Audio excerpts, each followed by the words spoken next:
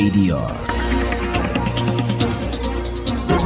Promoting dialogue. It is 6 p.m. in Dakar and Banjul. Good evening and welcome to Newslink on West Africa Democracy Radio 94.9 FM and around the world at wadr.org. First, our headlines. AES ministers step up efforts to strengthen regional security and free movement amid persistent terrorist attacks. At least 20 dead and several displaced as deadly floods hit Abidjan due to torrential rains. It was dawn around 5 a.m. when the fence collapsed at the top, killing at least 9 people. Their bodies were taken away. Rights groups urge the Togolese government to protect exiled activists returning 1 year after anti-constitutional protests. And Sierra Leone Labour Congress rejects fuel price reduction efforts by the government, calling it inadequate. We were expecting a reduction from 35 to 30, but from 35 to 33, this reduction is significant. Please stay tuned for details of these stories and more. On the news, this is Deborah Amour. Thank you for joining us. Newslink kicks off in Burkina Faso, where security ministers from the Confederation of the Alliance of Sahel States, AES, are accelerating efforts to strengthen regional cooperation on security, border management, and the free movement of people and goods. Meeting in Ouagadougou earlier today, Wednesday, the ministers discussed measures to implement key cooperation agreements under the Confederation's additional security protocol. The measures are designed to strengthen the legal and operational framework of the AES while reducing extortion and harassment at security checkpoints along major transport routes.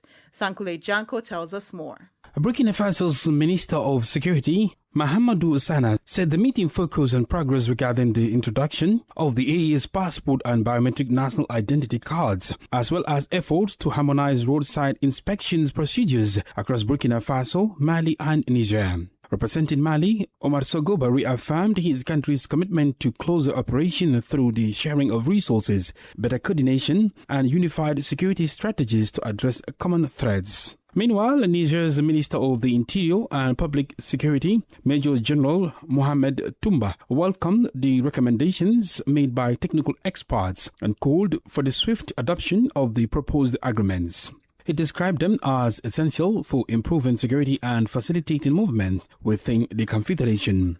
The AES ministers also announced plans to make national databases of wanted persons and stolen or suspicious objects interoperable across the 3 member states. According to authorities, the initiative is expected to strengthen intelligence sharing and improve efforts to combat terrorism, transnational organized crime, and other cross-border threats.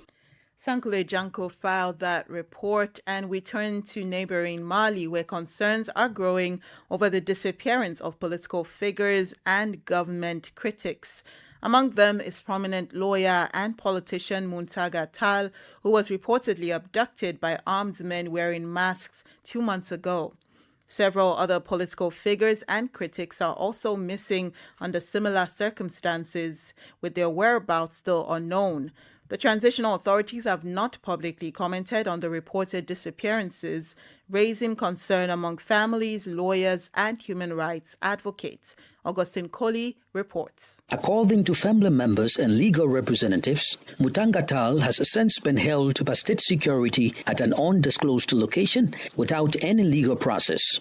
Other individuals who reportedly disappeared under similar circumstances include Yusuf Daba Jawara, Musa Jere, and other critics of the transitional government, including religious leaders and military personnel. The total number of those missing remains unknown, and the authorities have not publicly commented on the allegations. The reported disappearances began shortly after Mali's military justice system announced on May 1 an investigation into alleged complicity in the April 25 terrorist attacks, which were claimed by the Group for the Support of Islam and Muslims, JANIM, an Al-Qaeda-linked group together with separatist fighters. In a statement, Malayan military prosecutors referred to the possible involvement of certain politicians but did not provide further details or evidence of complicity. However, the transition authorities have not publicly confirmed the arrests nor commented on the missing individuals. Augustine Colley reporting there. Meanwhile, in Niger, the authorities have dismantled a criminal network involved in the trafficking of illegal substances. During a major anti-drug operation in the capital Niamey, police seized more than 145,000 tramadol and other harmful tablets. Authorities also arrested 6 suspects during the coordinated investigation. Atiewin Imbila gives us the details. The regional branch of the Central Office for the Repression of Illicit Drug Trafficking carried out the operation with support from the Niamey City Police Directorate. According to authorities, the investigation began on the 28th of June after officers arrested a suspect carrying more than 3,000 tramadol tablets. Information gathered during questioning led investigators to identify an organized trafficking network operating across several neighborhoods of Niamey. The search on the Liberté district uncovered additional tramadol tablets and documents linked to the investigation. Police say the homeowner was not present during the operation and remains at large. Investigators later arrested another suspect in the airport district, where a search of his residence revealed more than 151,000 tablets, including tramadol and rohypnol. As the operation continued, officers arrested a driver traveling in a Toyota Avensis with a concealed compartment inside the vehicle allegedly containing parts of the illicit drugs. Police also made an arrest in the Kwara Tegui district with the suspects between the ages of 30 and 36. In total, authorities seized 145,425 psychotropic tablets, along with 1 vehicle and 4 mobile phones. Authorities say the investigation remains ongoing to identify and apprehend any remaining suspects. Atiewin Imbila with that report. More stories coming up on West Africa Democracy Radio. Newslink continues. We turn to Togo, where the government is yet to guarantee the safe return of human rights activists currently living in exile. The International Federation for Human Rights and the World Organization Against Torture have made a joint appeal to authorities requesting assurance for the activists to return, but to no avail. It comes 1 year after the June 2025 protests against Togo's new constitution, the rising cost of living, and the detention of civil society activists. According to the two organizations, the security crackdown on those demonstrations left more than 100 people arrested, with 21 documented cases of torture and other forms of ill treatment, with 5 people also being killed. Christopher Aticho completes the story.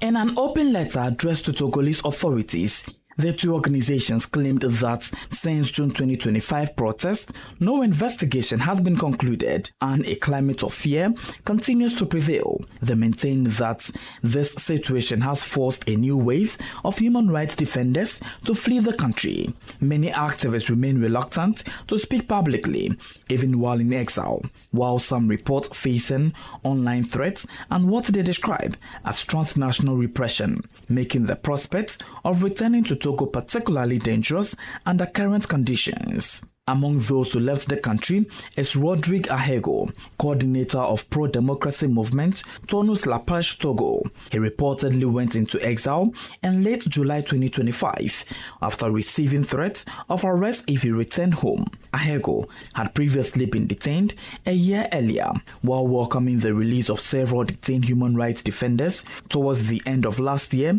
The International Federation for Human Rights and the World Organization Against Torture says more action is needed. They are calling on the Togolese authorities to provide effective guarantee for the protection of returned activists, arguing that such measures are essential to promoting justice, confidence, and lasting social peace in the country. Christopher Aticho with that report. And now we focus on some environmental issues. In Nigeria, the Lagos state government is urging residents to stop dumping waste into drainage channels. As heavy rains continue across the country, authorities warn that poor waste disposal is worsening flooding in the coastal city. The caution comes as many West African countries face increase in floods driven by climate change, rapid urbanization, and inadequate waste management. Our Abuja correspondent Yechenu Sasetu reports. The Commissioner for Environment and Water Resources, Tokumbo Wahab, says flash floods are inevitable because of Lagos' coastal location. He reveals that the blocked drainage channels caused by poor waste disposal make the situation much worse. I won't say we must always get flooded, no. But realistically, we can't run away from flash flooding. However, we as a people should not exasperate this situation by our own conduct. One of those conducts, you take your waste from your home in a fanciful vehicle as an elite, and you go to dump that waste on the media. Residents, however, call on authorities to mitigate the situation. I've actually been here since 10 a.m. I'm supposed to resume work at 10. But because of this flood,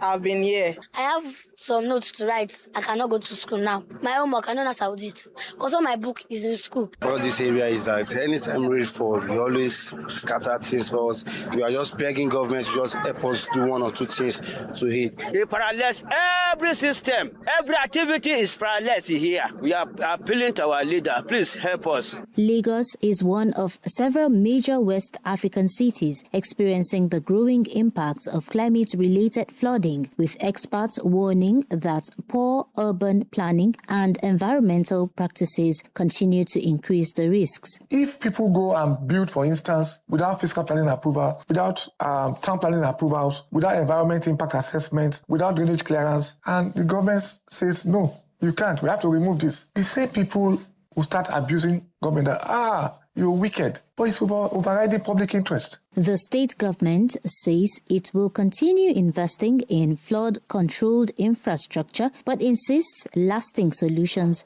will require the collective efforts of government, communities, and residents. For WADR, Yechenu Sasitu in Abuja. Elsewhere in Cote d'Ivoire, at least 20 people have died following days of torrential rainfall that triggered severe flooding across the country.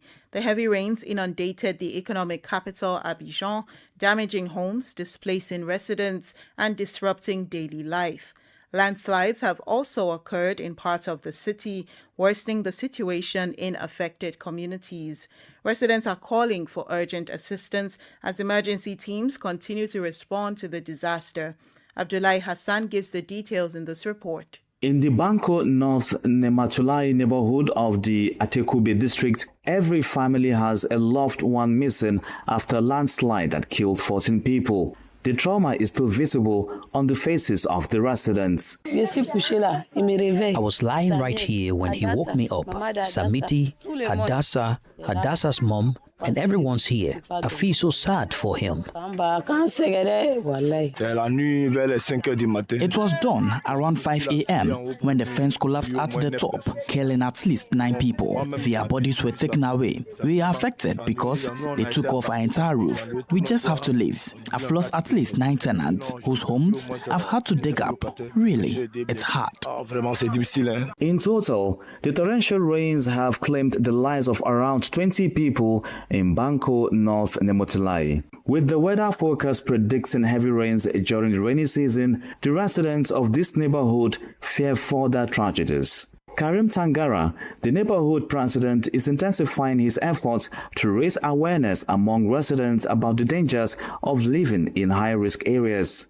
Today, his focus is on securing swift assistance for the 23 families affected by the heavy rains. What we always do is assist the population by asking for help from the various neighbors to assist not only those affected, but also those who need to evacuate. Following this latest tragedy, the Atekube Town Hall has called on residents to immediately evacuate high-risk areas. Some homes have already been demolished to prevent further tragedies. That report was sent in by our Abidjan correspondent Marcel Aristomble, presented by Abdullahi Hassan. In Ghana, floodwaters have receded across much of the capital, Accra, but thousands of residents are now facing the difficult task of rebuilding their lives. At least 12 people have been confirmed dead, while more than 7,000 households were displaced by Monday's devastating floods, which destroyed homes, businesses, and sources of livelihoods. As recovery efforts continue, the main opposition, National Patriotic Party (NPP), is calling on the government to declare a state of emergency to speed up relief and rehabilitation for affected communities. Our Accra correspondent, Nadede Tete, has the details. A lot of water flood here. Me, tall like this, the water is on my chest.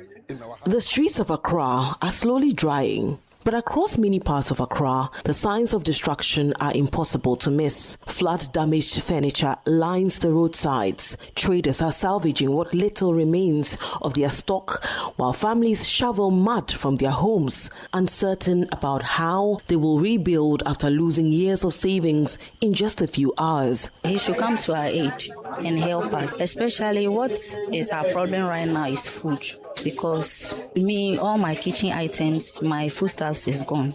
The water carried them away. We can't quantify the extent of destruction. It's a lot. From mattresses, clothing, and other belongings. We couldn't salvage anything. We had to prioritize our lives and safety. We haven't witnessed this level of flooding in this area. I do laundry, so if you can see these people's items, my washing machine have collapsed, small collapse. My fridge has collapsed. As the rain starts, we can't even take anything. All our things are turned abola. That's our goods, our blanket, our bedsheet. Customer things, all as there. The disaster has also intensified the political debate over the government's response.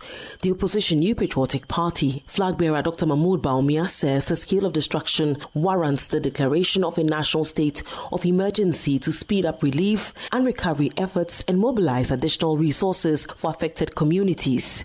And if this is going to be more rain, I believe that the government could also consider even declaring a state of emergency so that we deal with this in that particular format. But the government insists it has already begun rolling out emergency interventions. Interior Minister Muntaka Mubarak addressed Parliament over the matter. The President instructed that from their contingency fund, we should be able to access some money. And I'm happy to state a total amount of 350 million is being targeted to be used to help in dealing with the challenges that we have. For WDR, Nadede Tete, Accra.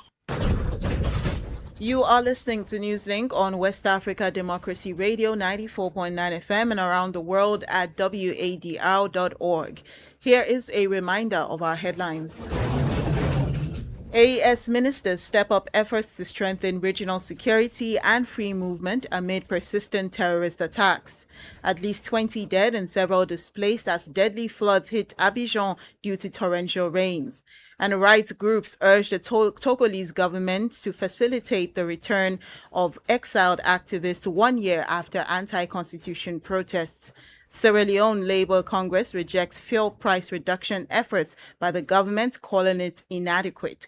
Coming up, we have the sports news and our guest interview. Please stay with us. West Africa Democracy Radio. It's you speaking. We focus on Sierra Leone as the Labour Congress is criticizing the government's recent reduction in fuel prices, describing the measure as inadequate. On Monday, the government announced that the price of petrol would fall from 35 to 33 leons per litre, which diesel would be reduced from 40 to 35 leons per litre, following discussions with oil marketing companies. Representing more than 3 million workers across the country, the Sierra Leone Labour Congress says the reductions do not reflect the sharp decline in global crude oil prices. In an official communication, the labor body is also requesting a meeting with President Julius Maada Bio to discuss fuel pricing and other issues affecting workers and the wider economy. Stay with us as we bring you details of this development during the guest interview. And in Liberia, calls are mounting for the establishment of a specialized anti-corruption court to strengthen the fight against corruption and improve accountability. Civil society organizations backed by development partners are leading the campaign for the proposed court. As part of these efforts, a police policy dialogue was held in the capital Monrovia on Tuesday under the theme Strengthening Transparency and Accountability in Liberia through the establishment of the Specialized National Anti-Corruption Court. The forum brought together senior government officials, members of the judiciary, lawmakers, civil society groups, and development partners to discuss the proposed reforms and build consensus on the way forward. WADR's Monrovia correspondent Abraham Parker reports. Delivering the keynote address, former President Ellen Johnson Sirleaf said corruption has remained one of the greatest obstacles to Liberia's development, undermining public trust, weakening state institutions, and limiting economic progress. The former Liberian leader urged President Joseph Boakai to prioritize the establishment of the Specialized National Anti-Corruption Court. The President of Liberia to treat the request for the Specialized Court with the seriousness it deserves, and to take the necessary corrective action and to address the several scandals that plague the nation. Madam Sirleaf also wants the Supreme Court and the National Legislature to play their constitutional roles in ensuring the proposed court become a reality. We also call on the Supreme Court to improve the record of performance of the court by taking corrective action on the workings of the court and the overall judicial system as required by our Constitution. Representing the Liberia Anti-Corruption Commission, Executive Chairperson, Councillor Edisandra Zoe, reaffirmed the Commission's support for the establishment of the court. One of the persisting challenges continues to be timely and effective adjudication of corruption cases. The fight against corruption is not just an LACC issue, it is all Liberians. The dialogue was organized by the Center for Transparency and Accountability in Liberia in collaboration with the Center for Democratic Governance and the Partners for Democratic Change with support from the Government of Ireland. Delegates and international partners renewed calls for stronger collaboration among the executive, judiciary, legislature, and integrity institutions. For Newslink on WADR, Abraham Parker, Monrovia. As we informed you earlier, Sierra Leone Labour Congress is requesting a meeting with President Julius Maada Bio regarding the government's recent reduction in fuel prices, describing the measure as inadequate. While the Labour Congress awaits a response from authorities, WADR spoke with Edward Camara, the Deputy Secretary General of Sierra Leone Labour Congress, regarding their demands, and he is our guest. Politics, analysis on major news, social matters, and all. This is a guest.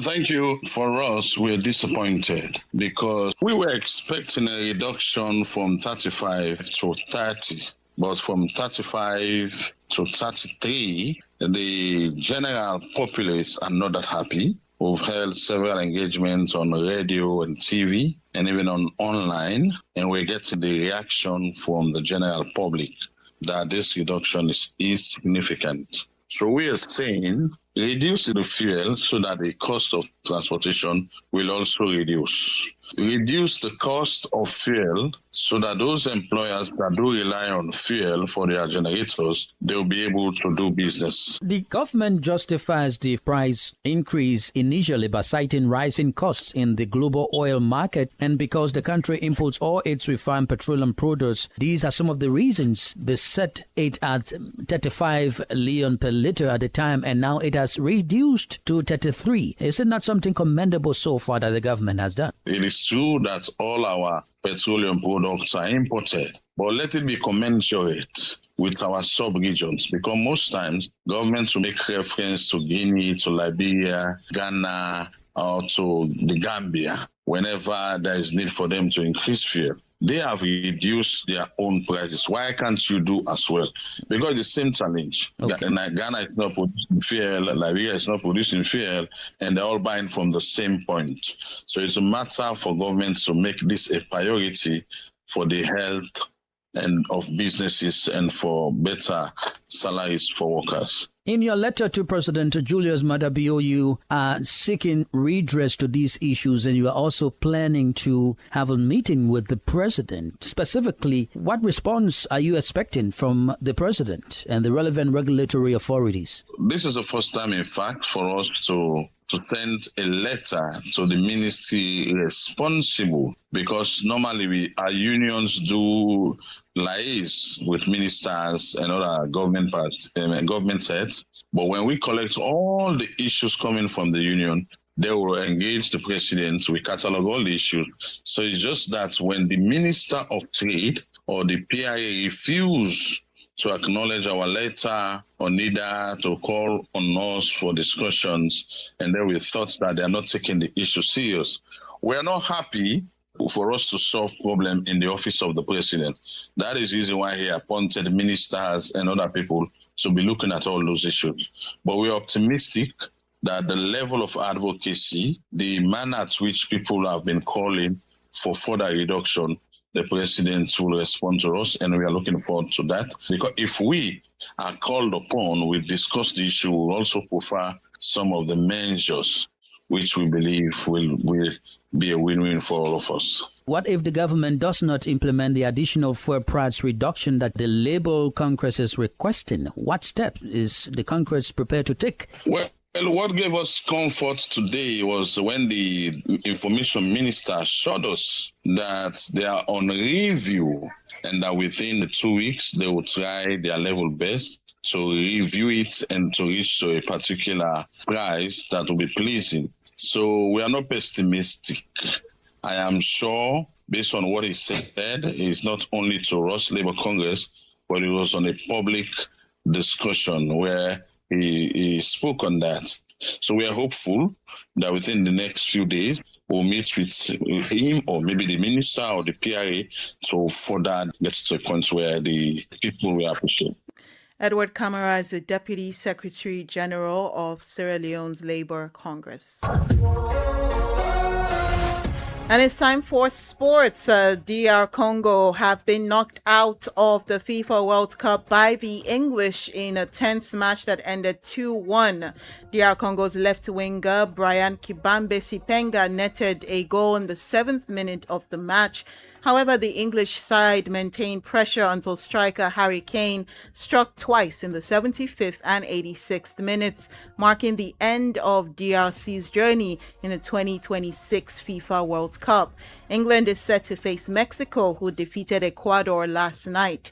Meanwhile, Senegal's football head coach Pape Thiaw has assured fans that his team has prepared for all possible scenarios against Belgium in the round of 32, even mentioning the possibility of a penalty shootout. Senegal will face Belgium in the round of 32 tonight at 8 p.m. GMT at Seattle Stadium. On the eve of this knockout match, the coach expressed confidence in his team's ability to meet the mental and technical demands of a game of this importance. And with that, we have come to the end of Newslink at this time on West Africa Democracy Radio, broadcasting from Dakar, Senegal. Thank you for listening. Many thanks to Maudo Juf and Sheikh Jai for the technical assistance. My name is Deborah Amuwo. Good evening. We thank you for listening to Newslink in Nigeria on Love FM Abuja and Darling FM Owerri. In the Gambia on Hot FM Banjul, Hilltop FM and Veritas Radio in Serekunda. Thank you for listening on Alternative Youth Radio Lofa County, Liberia, Radio Kegaman in Nimba County and DCN Radio Riverses County. A big thank you to Radio Baft FM in Sierra Leone for listening, and in Ghana we thank Radio Pad in Damango and Royals FM in Wenchi. Thank you all for listening to Newslink.